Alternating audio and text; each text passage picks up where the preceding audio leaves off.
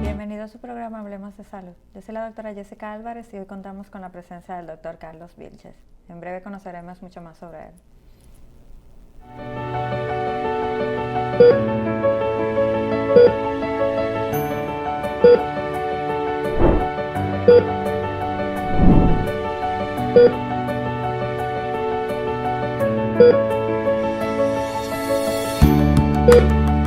¿Sabías que tus actos tienen consecuencias y que eres el único responsable sobre ellos? Mi nombre es Cristal Santana, psicóloga clínica, y en esta ocasión, en estos 5 minutos de salud mental, te invito a reflexionar conmigo sobre la responsabilidad afectiva, que no es más que ser responsable sobre las relaciones y los vínculos que elegimos tener. Las relaciones que tenemos son una inversión de dos bandos, son una inversión de ambos lados. ¿Qué porcentaje estás dando tú de tu lado y qué tan responsable estás siendo por el cuidado de dicho vínculo? La responsabilidad afectiva hace alusión y referencia precisamente a eso, al cuidado tuyo, pero también al cuidado de la relación que tú has elegido sostener y llevar. Hay relaciones que, por supuesto, heredamos, como las de nuestros familiares. Sin embargo, hay otras relaciones, como nuestros amigos o nuestras parejas, con las que nosotros hemos decidido entablar y establecer esa relación.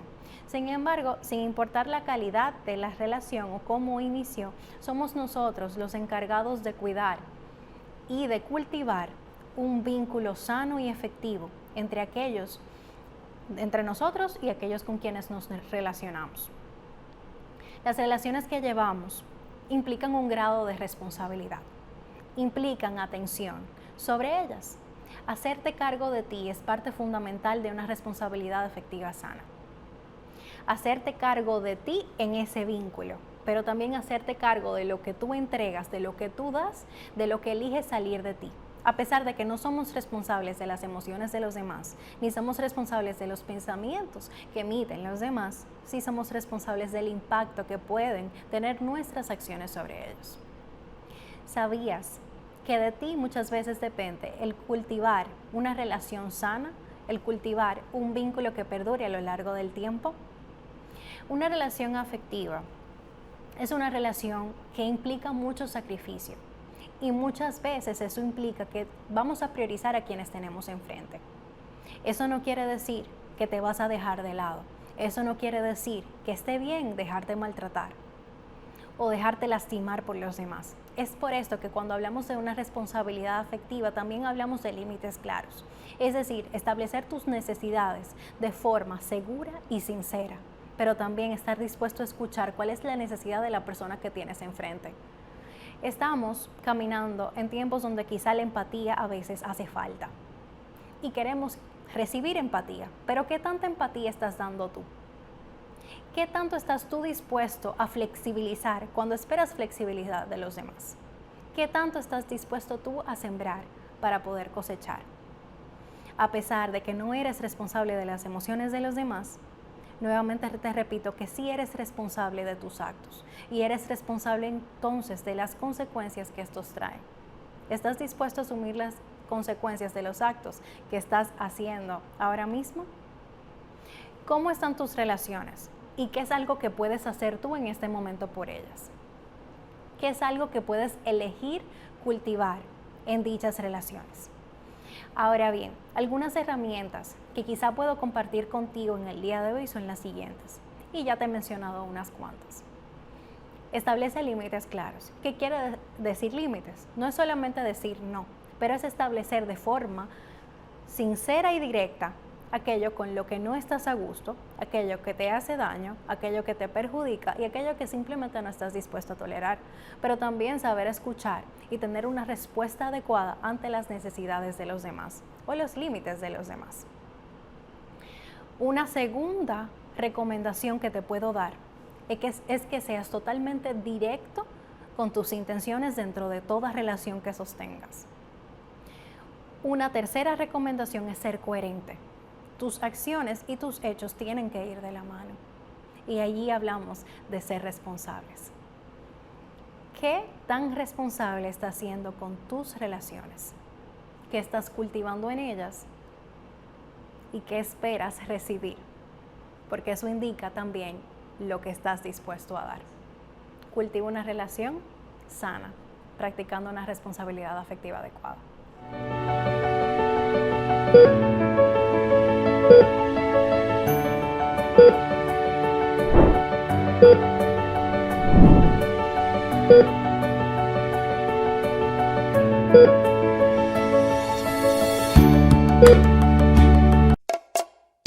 ¿Y tú? ¿Por qué tienes SENASA en el exterior? Amores, porque con el plan Larimar yo pongo a los niños y a mamá en el seguro. Así, le cubro su salud y yo trabajo aquí tranquila. You know? Con SENASA en el exterior, cuidas tu salud y la de los tuyos. Solicita tu plan Larimar ahora con repatriación de restos desde y hasta el país de origen. Más detalles en www.arssenasa.gov.do.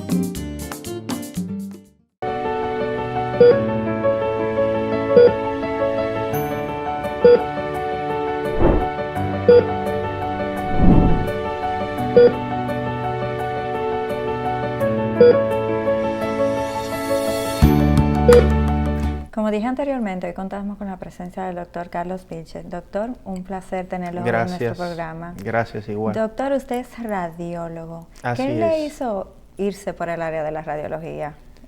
Bueno, realmente hay una mezcla de deseo propio Sí, y influencias paternas. Soy hijo de radiólogo, sí. mi padre Juan Vilches, y soy sobrino de radiólogo también, mi tío Luis Vilches. O sea que se lo lleva en la sangre. Desde temprano quedé entusiasmado, Sí. así como, por ejemplo, un niño se entusiasmaría con un estudio de televisión, con las cámaras, con la producción, etcétera. Igual me pasó a mí, en otros términos, claro. Perfecto. O sea que, Doctor, hoy vamos a hablar de una tecnología que se está utilizando, sobre todo en SEDIMAD, del Doppler transcranial. ¿En Así qué es. consiste este estudio?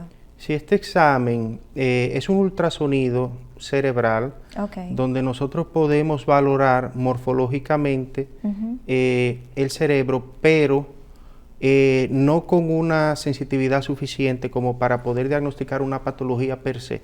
Sí. Más bien, evaluamos de una manera muy sensible y altamente eficaz la vascularidad cerebral, midiendo el flujo, midiendo la respuesta a Doppler color, que no es más que un principio físico, con la finalidad de poder predecir la aparición de condiciones o enfermedades cerebrovasculares que pueden poner en riesgo la salud e integridad de los pacientes. Lo usamos desde el neonato, realmente, donde podemos diagnosticar y predecir enfermedades vasculares neonatales, pasando ya por el paciente escolar, particularmente el falsémico, donde podemos predecir con gran exactitud el desarrollo o no de enfermedad vascular cerebral isquémica o hemorrágica, que es en estos niños y en estos pacientes algo verdaderamente catastrófico, una gran complicación que deja muchas secuelas cognitivas, motora, de alto costo económico para la sociedad, sobre todo para la familia, y costo humano y espiritual también para ellos. Pasando ya al adulto, que podemos, dentro de al paciente en estado crítico, por ejemplo, que tiene hemorragia subaracnoidea, podemos predecir, valorando la vascularidad cerebral, el potencial desarrollo de complicaciones como lo son el vasoespasmo, como lo son el resangrado. Podemos en estos pacientes medir la presión intracraneal de manera no invasiva, con gran aproximación a la forma invasiva de medirla, con lo cual podemos de una manera rápida obtener este parámetro y poder valorar si el paciente está teniendo o no respuesta. Y ya terminando ya con el ciclo de vida, es una forma muy eficaz de determinar desde el punto de vista médico-legal la presencia o no de muerte cerebral. Lo cual es importante, como dije, desde el punto de vista médico-legal, pero también importante para la donación de órganos en el caso de que eso aplique. O sea que el espectro de edades y de utilidad de la técnica es amplio. Sí. ¿Cuál es la población que generalmente es más susceptible a necesitar este estudio? ¿En los falsémicos sería? Fundamentalmente los falsémicos. Yo diría que el paciente falsémico es el paciente por lo menos en el que más notamos su utilidad y su uso. Sí, claro. No niego también que el paciente en estado crítico, el paciente de enfermedad vascular cerebral, particularmente de hemorragia subaracnoidea, es un paciente también del que se demanda mucho este tipo de examen, porque es un examen portátil, relativamente fácil de hacer, no invasivo, es un ultrasonido cerebral, pero respondiendo tu pregunta de manera más particular, yo pienso que la población falsémica, o sea, el falsémico, es el paciente que más se beneficia a largo plazo del diagnóstico oportuno de elevación de la velocidad media en la arteria cerebral media, con lo cual pudiéramos predecir la aparición eventual de una enfermedad vascular cerebral isquémica. Si esta población falsémica, una enfermedad muy prevalente en nuestro país, el principio es el siguiente: de cada 100 pacientes falsémicos, por lo menos 11, antes de los 20 años desarrollarán enfermedad vascular cerebral, ya sea isquémica o hemorrágica, o sea, serán pacientes de stroke. Y esto es algo realmente catastrófico para una familia y para un paciente que en la flor de su juventud tenga una complicación de esta envergadura. Sin embargo, a través de la detección de la alteración muy particular que valoramos en la vascularidad cerebral, nosotros podemos predecir cuál de esos 100 pacientes, por ejemplo, si tomamos una muestra de 100, ¿cuáles van a ser esos 11 pacientes? Y si esos 11 pacientes son identificados a tiempo, sencillamente su médico de cabecera le provee una terapia muy particular, llevando sus niveles de hemoglobina anormal a unos niveles acorde a las guías, y sencillamente ese paciente no tendrá un stroke. De cada 100, 11 lo van a desarrollar, no sabemos quiénes van a ser, pero si los logramos identificar y los logramos tratar, prácticamente ninguno o quizás uno desarrollará la enfermedad vascular cerebral. Entonces, el hematólogo sabe esto y prescribe con mucha frecuencia el examen, por lo menos anualmente, y si vemos la alteración, se le da el tratamiento, y ese es un paciente que en un altísimo porcentaje estará libre de stroke. Entonces es un estudio preventivo. Preventivo y muy predictivo también a la vez. Así es. Doctor, ¿y cuáles son los especialistas que indican estos estudios? Sí, fundamentalmente el hematólogo pediatra, porque esa es la población diana en la cual uno quiere identificar, o sea, antes de los 20 años, uno quiere identificar que se desarrolle un stroke.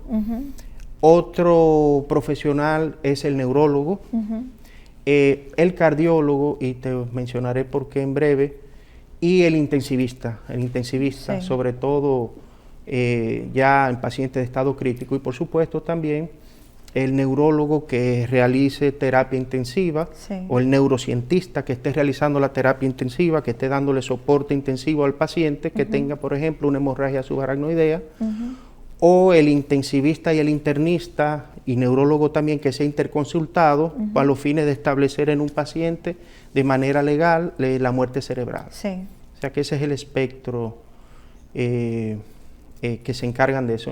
Particularmente el cardiólogo hemodinamista lo indica para valorar si un defecto cardíaco atrial tiene una repercusión en la vascularidad cerebral. Esos son pacientes que hacen embolias, que hacen microinfartos a repetición.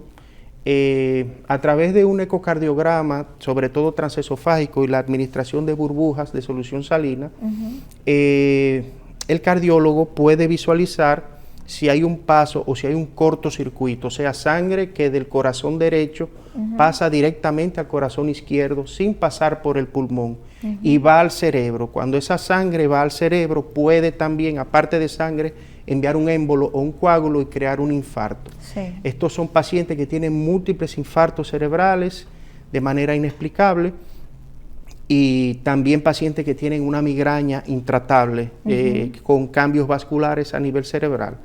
Eso lo hacen los cardiólogos de manera exitosa. Lo que sucede es que nosotros en las neurociencias podemos ver y certificar que este paciente realmente está haciendo microembolias cerebrales. Sí.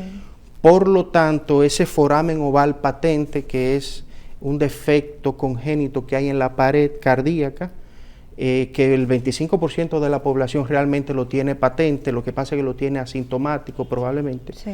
Pero este foramen, si certificamos que causa la microembolia, ya es un paciente candidato al cierre de dicho foramen a través de la vía percutánea, que se hace con unos dispositivos, y ellos lo hacen de manera exitosa y muy eficazmente. Sí. Entonces, una vez cerrado, pues ya el paciente no hará microinfartos, no hará embolias. Se elimina una causa de enfermedad cerebrovascular en el adulto que a veces es subdiagnosticada. Sí. Y entonces es un examen, el Doppler transcraneal, el Doppler cerebral, es un examen de gran apoyo para el profesional de la cardiología intervencionista. Entiendo. Ya eso sí lo hacemos con la administración de burbujas agitadas de Sí. solución salina, nada muy invasivo ni muy complicado, y podemos detectar el paso de las microburbujas a través de la vascularidad cerebral sin ninguna real consecuencia, porque lo hacemos y se hace en un nivel fisiológico muy tolerado por todos los pacientes. Pero imagino que todos los pacientes le van a decir: doctor, y me tienen que poner anestesia, voy a estar en la clínica, Sí. ¿debo durar cuánto tiempo? ¿Cuáles serían las respuestas a esas inquietudes? No, ninguna anestesia, realmente el paciente acude, puede desayunar, cenar, almorzar. Sí. Realmente es un examen, como la mayoría de los exámenes de ultrasonido, no tiene mucha preparación, salvo en el caso del paciente pediátrico, que nosotros propiciamos para el paciente pediátrico un ambiente de seguridad y de comodidad, no solamente porque se trata de un paciente pediátrico que va asustado, que puede ser hasta la toma de un hemograma, puede ser a veces una experiencia traumática para un niño, claro. pero el niño y el adulto también, pero el niño particularmente debe estar despierto durante su examen, porque puede alterar el flujo cerebral, o sea, el dormir aumenta los niveles de CO2 en la circulación y se modifica la velocidad del flujo cerebral, siendo en ocasiones falsamente positiva o falsamente elevada, que es lo que nosotros buscamos en los pacientes pediátricos, velocidades medias elevadas que nos indiquen, que nos hablen de una estenosis y la eventual desarrollo de un stroke. O sea que el único requisito es un niño despierto, un niño sin fiebre también se prefiere, también por mecanismos de que la fiebre altera la velocidad del flujo sanguíneo cerebral, pero aparte de eso son exámenes inocuos, fáciles de hacer, sumamente rápidos. Sí, pero ¿cómo se hace? Sencillamente el paciente acude en su horario, el paciente lo colocamos en decúbito supino, y sencillamente es con un aparato de ultrasonido, con una sonda de ultrasonido, hacemos una exploración en varias ventanas craneales. La más habitual es la ventana transtemporal, a través del hueso temporal, porque es la parte más fina del cráneo, y nos permite hacer lo que se llama la isoniación, que es la onda de ultrasonido que impacte la sangre y recibimos el eco a través de la misma sonda, y ya el software pues hace su construcción y los cálculos del flujo. A veces utilizamos la ventana transoccipital, a veces la submandibular, y en ocasiones, particularmente en el paciente en estado crítico, la ventana transorbitaria. Son pacientes que están entubados y no se pueden lateralizar ni movilizar con mucha facilidad, y utilizamos la transtemporal si podemos, y la transorbitaria también, tomando, claro, siempre en cuenta medidas de bioseguridad que tomamos para la realización de un ultrasonido, particularmente para no impactar el humor vítreo de manera que sea contraproducente para el paciente, pero en sentido general son exámenes bien tolerados por todas las vías, y se realiza en el tiempo que se toma un ultrasonido. La única el único formalismo que tenemos es para el diagnóstico de muerte cerebral. Tenemos que hacerlos en 2 sesiones de por lo menos 30 minutos, porque es algo muy delicado. Pero son exámenes que toman de 15 a 20 minutos. O sea que es bastante rápido. Sí, bastante rápido. Si las condiciones están dadas, si no es un niño que está en llanto, etcétera, eso... ¿Y algún cuidado que haya que tener antes o después del estudio? Realmente no, salvo que haya una isoniación en una ventana transorbitaria. Honestamente, tratamos de evadirlo lo más que podamos.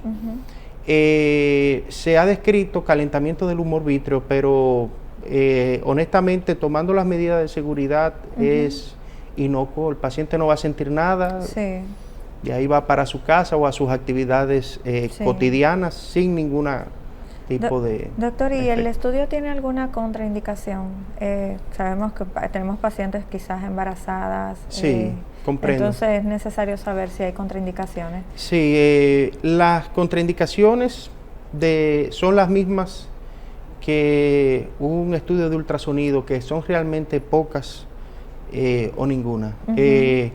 La tendencia actual mundial es para todo ultrasonido, no tanto cerebral, es lo menos posible por el menor tiempo posible, siempre y cuando sea eficaz.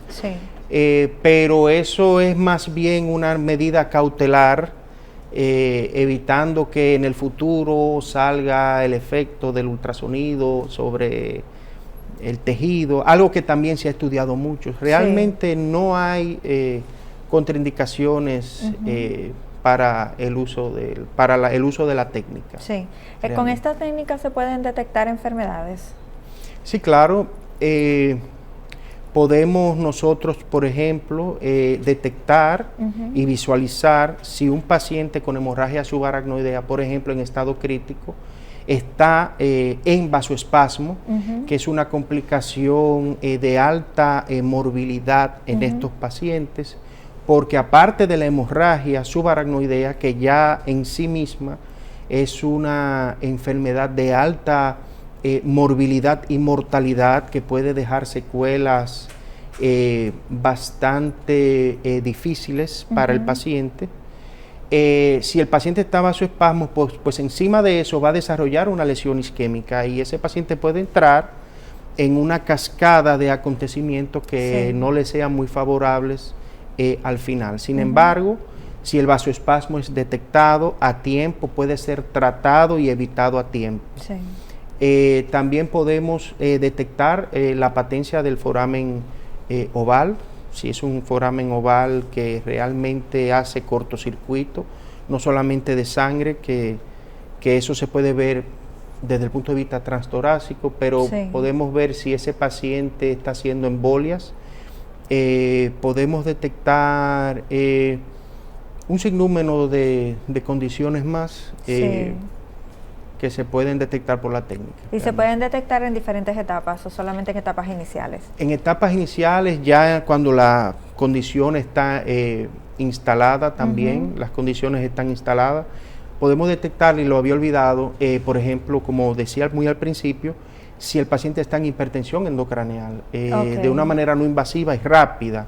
Ahí sí utilizamos la ventana transorbitaria, porque es precisamente la medida del diámetro del nervio óptico lo que tomamos en cuenta, y también una medida Doppler, un cálculo Doppler, que es el índice de pulsatilidad de las arterias cerebrales. Lo hacemos muy bien por la ventana transorbitaria, y esta condición es una condición que, de no ser tratada, un encéfalo, un cráneo hipertenso, o sea, con elevación de la presión dentro del cráneo, pues impide o inhibe el flujo sanguíneo normal hacia el cráneo, o sea que el paciente puede entrar en una cascada prácticamente irreversible de acontecimientos que lleven al final a que sea un cerebro no perfundido.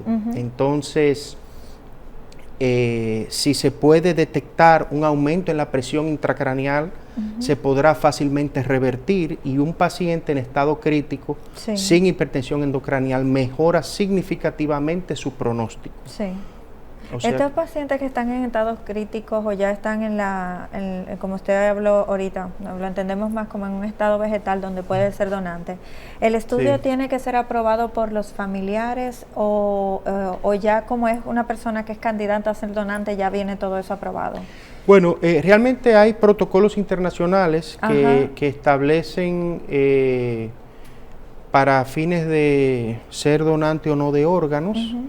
Y sí, hay un asunto ahí de la bioética, o sea, que maneja quién tiene la autonomía para fines de la decisión de donar o no. Ya ahí se integran los comités de bioética de las instituciones de salud, que están formadas por los médicos tratantes, formada por el departamento legal de la institución, conformada también, por supuesto, por un representante familiar en quien se vaya derivando la autonomía.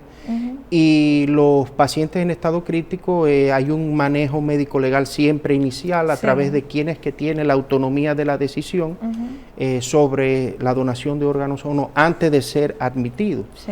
Pero mayormente es un examen, un paciente puede estar en soporte vital con un funcionamiento perfecto de sus órganos por la vía farmacológica. Los médicos intensivistas hacen esto con un éxito realmente extraordinario. Es algo extraordinario de ver y de presenciar, pero internacionalmente se sabe que si no hay función cerebral, pues ya es un paciente realmente vivo desde el punto de vista biológico, pero clínicamente o esencialmente un paciente que ya falleció. Entonces, eso es algo que no solamente depende del Doppler transcranial, depende fundamentalmente del examen clínico.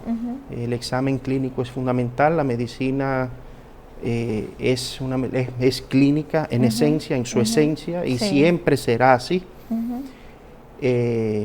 Entonces depende también de otros exámenes como el electroencefalograma, el Doppler transcranial, el criterio médico clínico de 2 o 3 profesionales, incluyendo el médico de cabecera, y es una forma también formal, legal y médica de anunciarle al paciente, a los familiares del paciente, que pues la complicación que menos se quería pues ocurrió, que fue el fallecimiento.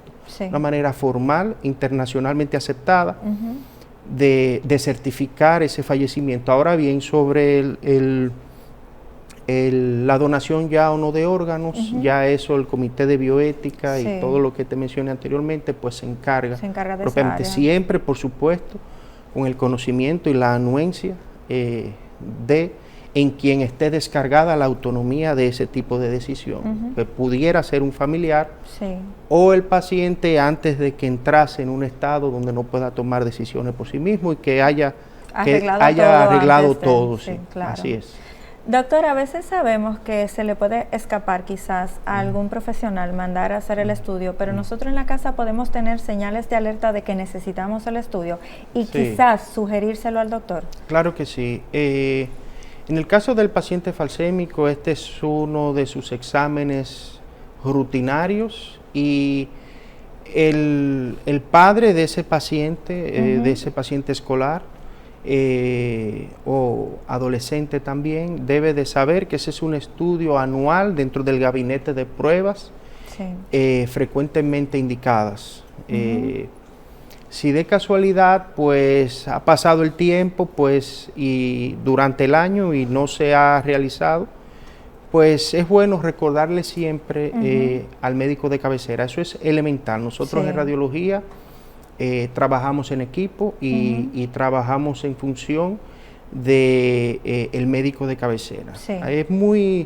Es muy poco probable realmente que el hematólogo pediatra no lo indique en su paciente falsémico, haya o no haya tenido algún episodio, un evento cerebrovascular, porque no solamente ya si el evento ocurrió, pues también podemos predecir la recurrencia. Entonces es un estudio de gabinete, pero un paciente falsémico con síntomas neurológicos de diversa índole, que pudiese ser crisis epilépticas, por ejemplo, de ausencia, pudiese ser un trastorno motor, pérdida de memoria, pérdida de atención, son signos de alarma, no tanto para la realización del Doppler transcraneal, pero sí un signo de alarma neurológico.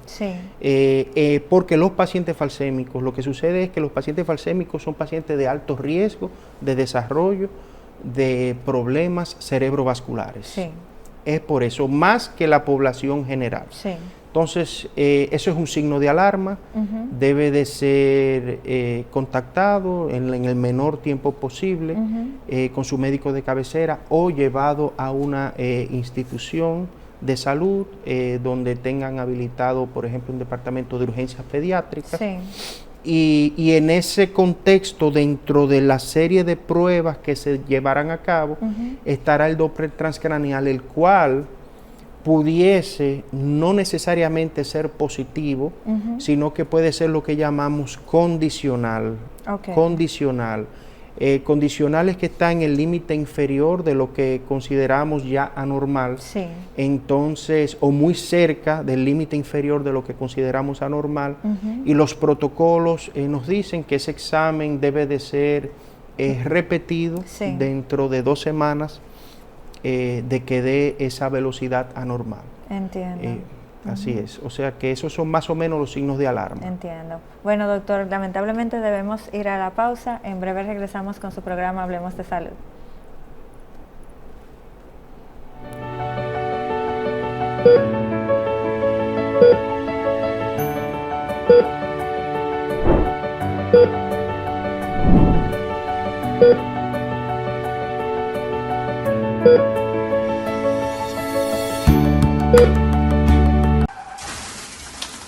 Los accidentes de tránsito no ocurren por accidente, sino por imprudencia.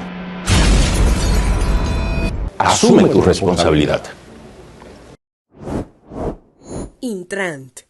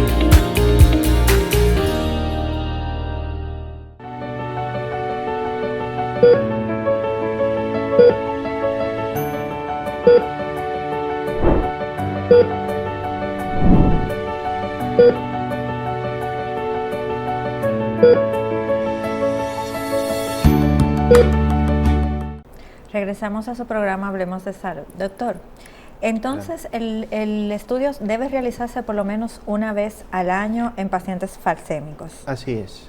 Y si son pacientes que son referidos, por ejemplo, del cardiólogo o de otras especialidades, ¿cada cuánto tiempo debería realizarse el estudio? Sí, dependiendo la patología a la cual se le vaya a dar el seguimiento, Sí. Realmente la frecuencia va desde anual hasta solamente, por ejemplo, en el caso del foramen oval patente o permeable, antes del procedimiento y después del procedimiento para corroborar la eficacia del mismo. Sí. Y después de ahí, salvo que ocurriese algún evento cardíaco o cerebral de relevancia que pudiese orientar al médico clínico a que haya una disfunción del dispositivo con el cual hubo el cierre del foramen, Sí. pues no tiene por qué realmente indicarse. Sí. Eso es de la menor frecuencia, el paciente falsémico homocigoto, anualmente por lo menos, y si hay algún tipo de evento cerebral al que haya que darle seguimiento, Sí. pues ya subimos a 2 veces, o si su primer examen dio condicional, pues un segundo examen a los 15 días. Y en el paciente en quien de hemorragia subaracnoidea, paciente en estado crítico, que están en altísimo riesgo de desarrollar un vasoespasmo, ese examen puede indicarse diariamente durante todo el transcurso de su convalecencia. O sea que el espectro de indicación en cuanto a frecuencia varía acorde a la patología de base que le estemos dando el seguimiento. Entiendo. Usted ha mencionado mucho los pacientes falsémicos, Sí. pero los pacientes que son portadores de falsemia, ¿también Sí. entran, deben realizarse este estudio?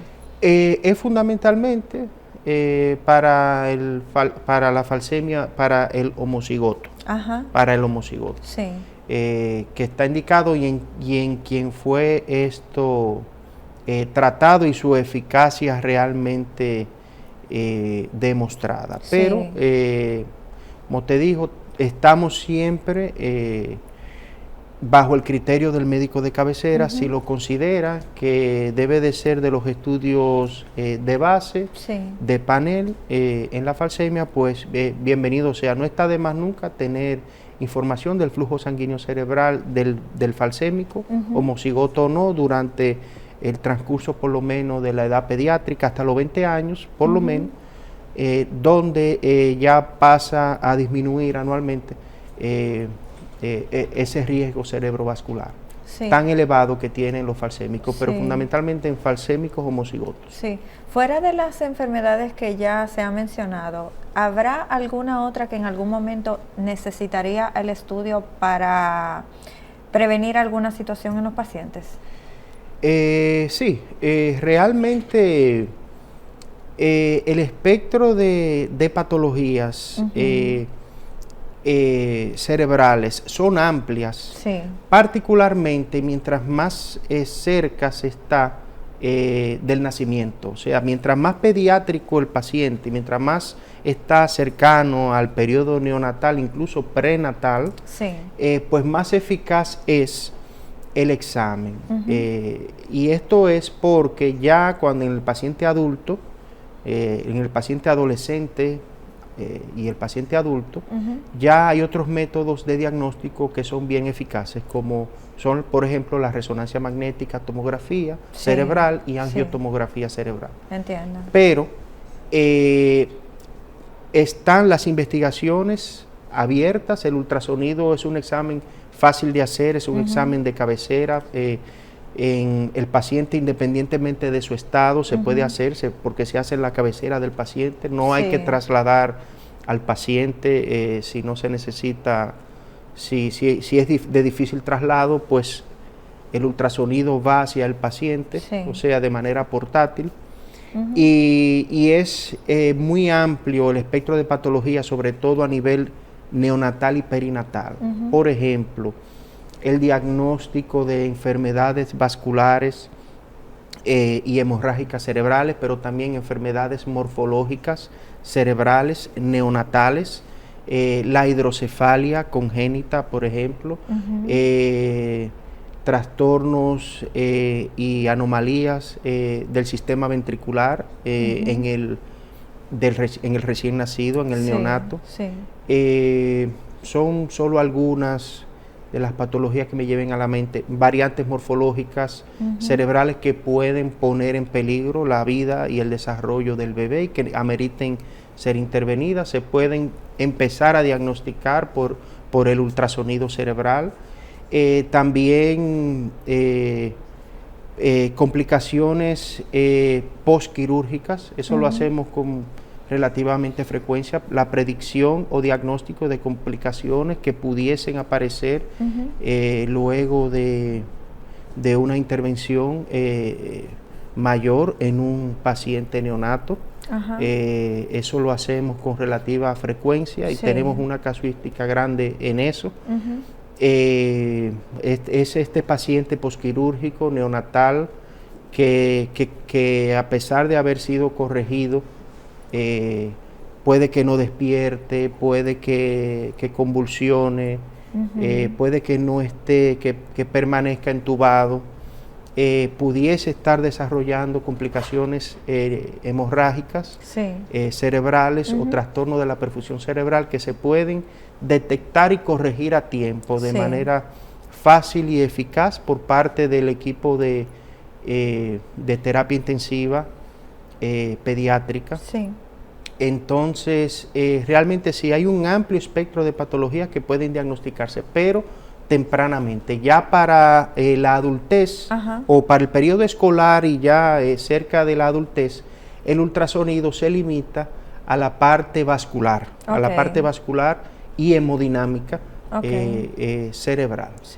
Y en esta parte vascular también podría decirse que se pudiera utilizar en estos pacientes que a veces tienen que hacerle extracción de tumores cerebrales, y hayan que hacerle ese tipo de cirugía, porque sabemos que tienen un postquirúrgico que es un poquito complicado.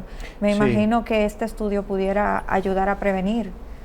Sí, claro. El paciente postquirúrgico, por ejemplo, ya acabo de recordar otro uso que tenemos, que es en la valoración de la enfermedad vascular cerebral isquémica. Nosotros podemos de manera seriada hacer medición de manera rápida de si hubo o no una revascularización luego de un procedimiento como la trombectomía, que es un examen de una intervención por cateterismo donde el neurocirujano obtiene el trombo que está ocluyendo la arteria y si fue o no revascularizada, eso lo ve durante el procedimiento, pero ya en el postquirúrgico inmediato podemos nosotros volver a confirmar si hubo alguna complicación o no con ese paciente a través de un ultrasonido cerebral de manera rápida, eficaz, sin tener que transportar al paciente nuevamente a la sala de hemodinamia o a la sala de tomografía. Aunque son estos últimos dos exámenes más sensibles, el de nosotros es quizás menos sensible, pero más rápido y bien fácil de hacer para todos. O sea que esa es otra de las ventajas que tenemos, que tiene el examen. Doctor, ¿y qué tanto se conoce el examen en nuestro país? Sí, mire, el examen, el motivo de esto es darlo a conocer. Es ampliamente conocido ya por los profesionales, por ejemplo, de la hematología, los neurólogos, los intensivistas.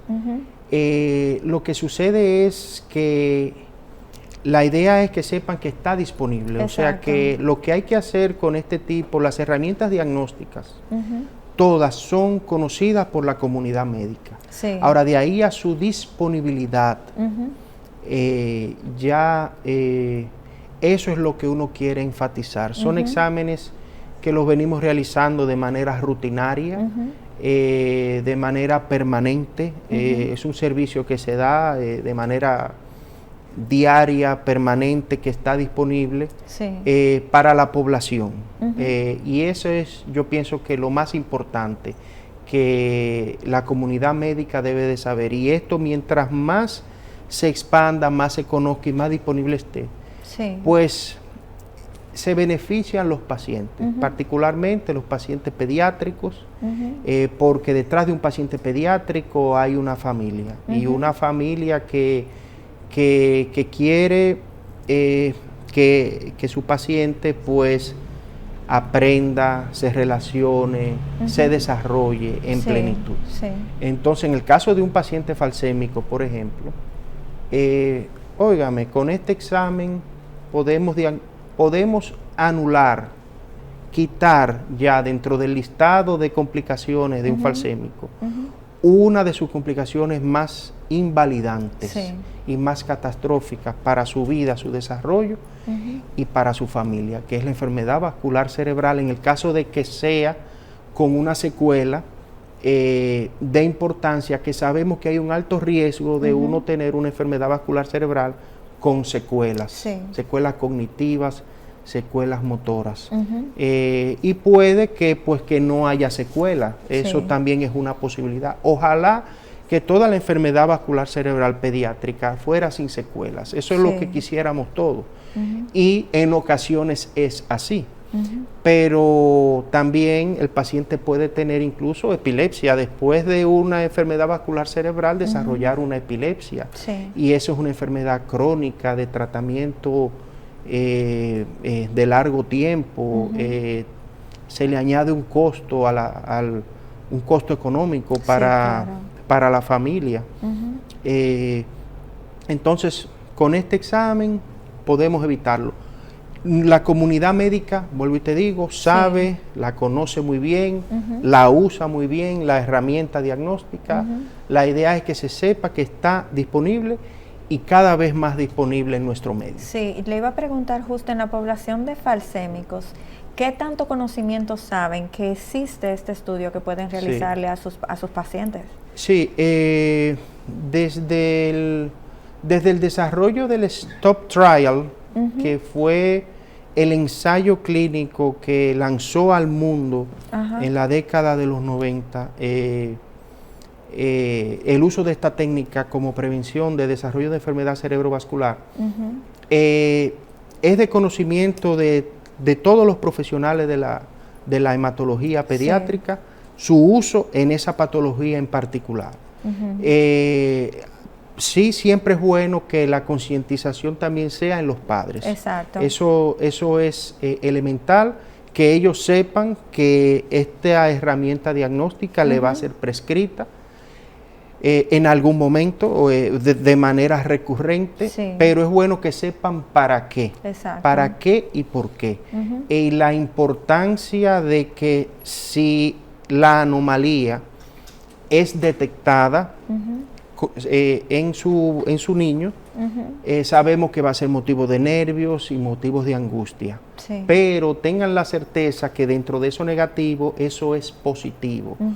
Porque con altísimo éxito, su médico pediatra de cabecera instalará tratamiento médico con la finalidad de llevar esos niveles de hemoglobina normal a un nivel específico y particular que evitará que ese niño tenga una enfermedad vascular cerebral de manera con un altísimo valor predictivo. O sea, que sépanlo los padres, y que también es un examen fácil, no para nada traumático para el niño, con prácticamente ningún requisito previo, salvo que no tenga fiebre, si es posible, y que esté despierto durante el examen, que eso nosotros lo manejamos muy bien ahí, a través de muchos recursos que utilizamos, y es bueno que los padres sepan eso. Ese examen será prescrito, es fácil de hacer,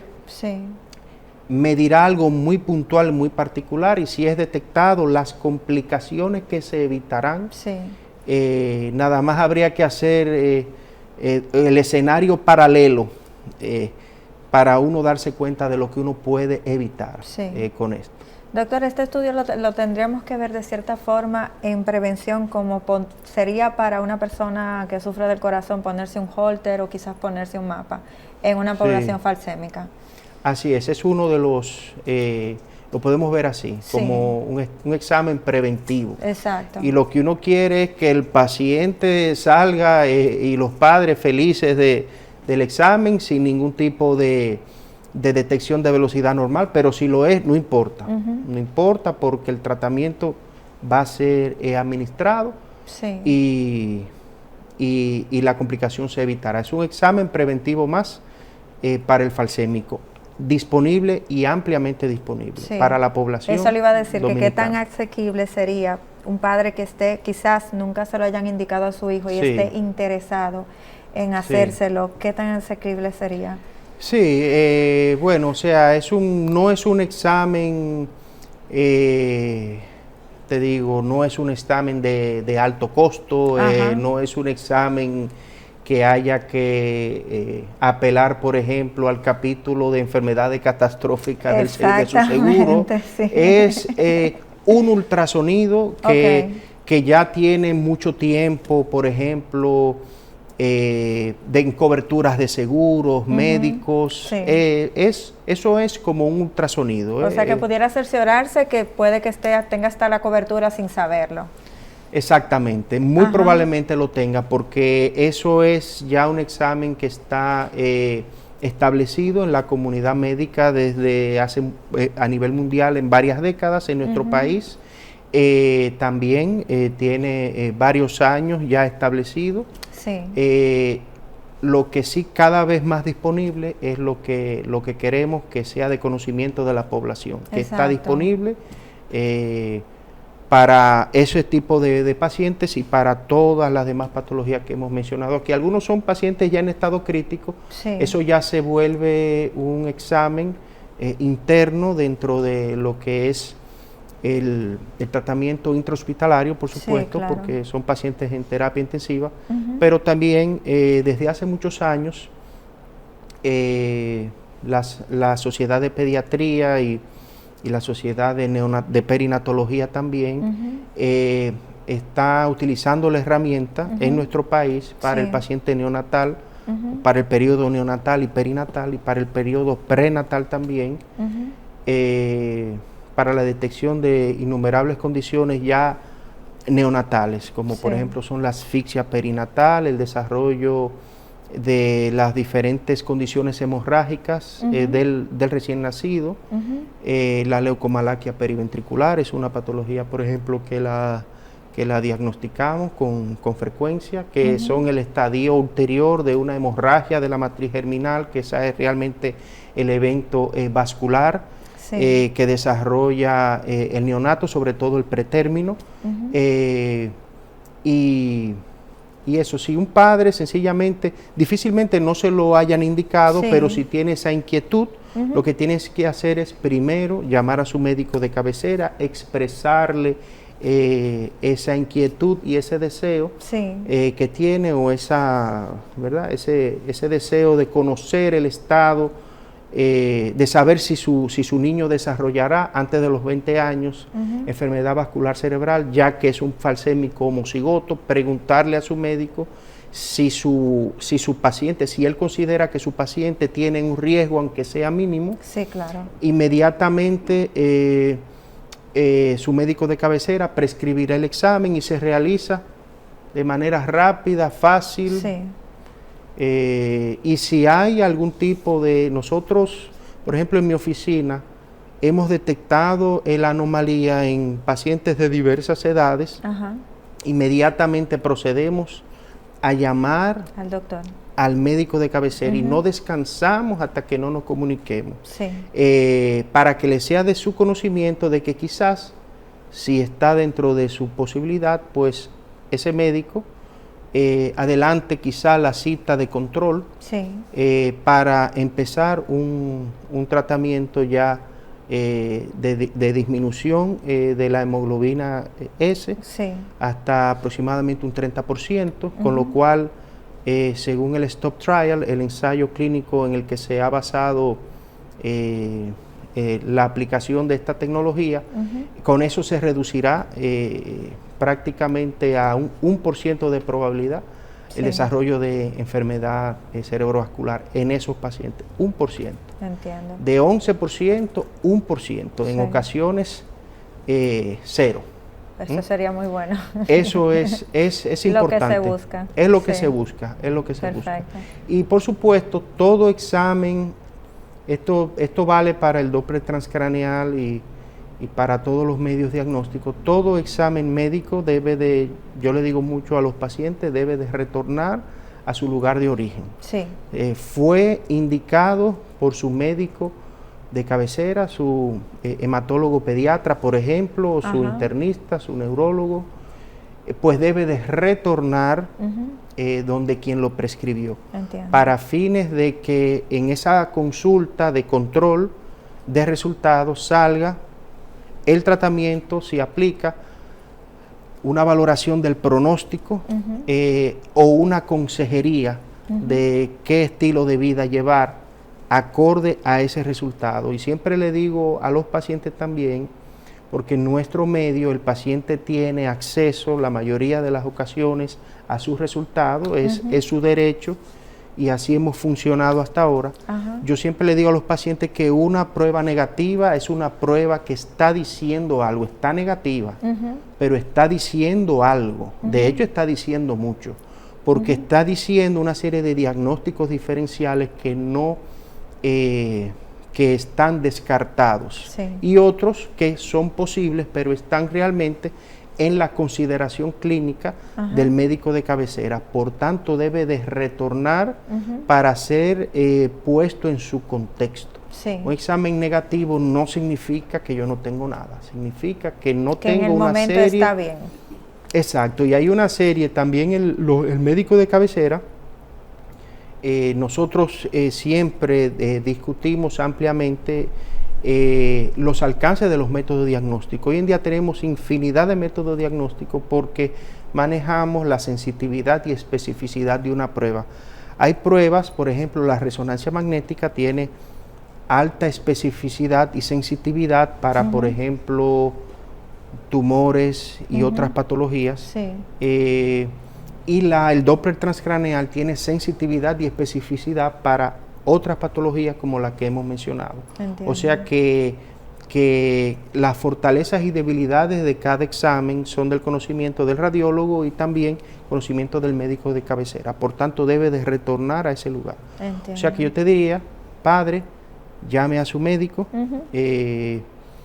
exprésele esa inquietud, el médico prescribirá el examen, lo realizaremos y retornará ese examen donde el médico de cabecera. Si encontramos la anomalía, lo vamos a llamar de una vez. Perfecto, doctor. Lamentablemente se nos ha acabado el tiempo.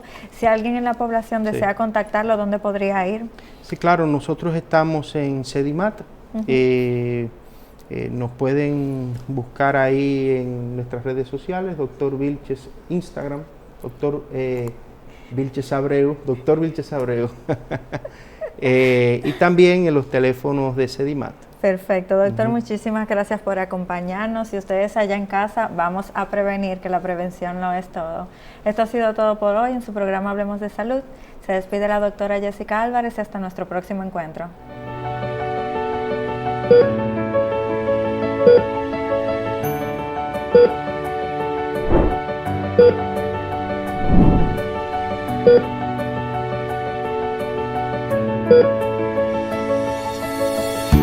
Thank you.